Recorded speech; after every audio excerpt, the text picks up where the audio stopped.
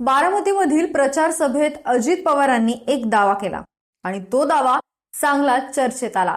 नेमकं काय घडलंय, पवार कुटुंबात नेमकं काय चाललंय, हेच आपण या व्हिडिओतून जाणून घेणार आहोत। त्यामुळे हा व्हिडिओ शेवटपर्यंत नक्की बघा।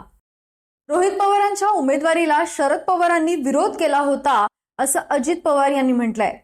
यावर स्पष्टीकरण देताना रोहित पवार म्हणाले की अजित पवारांनी अर्ध सत्य सांगितलंय। अजित पवार यांनी नेमका काय दावा केलाय आणि रोहित पवारांनी नेमकं काय स्पष्टीकरण दिलंय पाहूयात।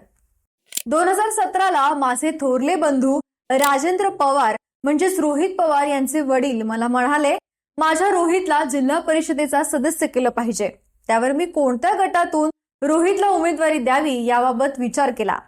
मी शरद पवार यांना फोन केला, त्यांना सांगितलं की आपल्या रोहितला जिल्हा परिषद लढायची आहे।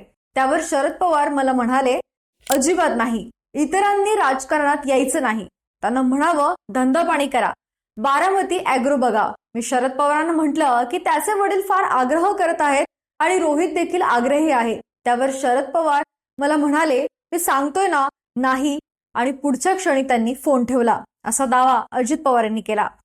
त्या दिवशी मी रात्री राजेंद्र पवारांकडे गेलो, तेव्हा मला गावातील एकानं सांगितलं त्यांनी निवडणूक अपक्ष लढण्याचा निर्णय घेतलाय आणि उमेदवारी अर्ज देखील घेतलाय। त्यानंतर मी शरद पवारांना न सांगता परस्पर रोहित पवारांना एबी फॉर्म दिला। त्यावर शरद पवार म्हणाले, सगळे पवार एकाच जिल्ह्यात असतील तर लोक काय म्हणतील, त्यांना पवारांशिवाय दुसरं कोणी दिसत नाही का, असा सवाल उपस्थित करतील।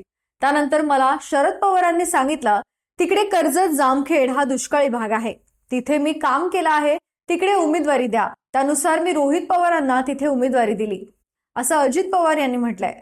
हा तर झाला अजित पवारांचा दावा, पण यावर रोहित पवारांनी काय म्हटलंय तेही पाहूया।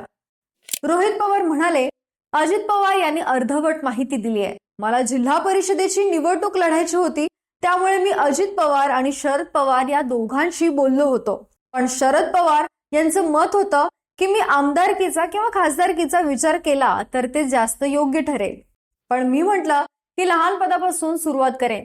त्यानंतर अजित पवार यांनी मला एबी फॉर्म दिला, कारण महत्वाची तिकीटं अजित पवारच देत होते। शरद पवार त्यांनी तेवढे अधिकार अजित पवार यांना दिले होते, तसेच त्यांचा अजित पवारांवर तेवढा विश्वास आणि प्रेमही होतं। त्यानंतर मला एबी फॉर्म मिळाला आणि मी निवडणूक लढवली। राहिला प्रश्न अपक्ष निवडणूक लढण्याचा, तर त्यावर मी एवढंच सांगेन की अजित पवार खोटं बोलत आहेत, अशी प्रतिक्रिया रोहित पवार यांनी दिली आहे। बाकी तुम्हाला काय वाटतंय, कोण खरं बोलतंय आणि कोण खोटं बोलतंय, तुम्ही कोणाची बाजू घेणार आम्हाला कमेंट बॉक्समध्ये नक्की कळवा। व्हिडिओला लाईक करा, शेअर करा आणि जर तुम्ही या चॅनलवर नवीन असाल तर चॅनलला सबस्क्राईब करायला विसरू नका। धन्यवाद।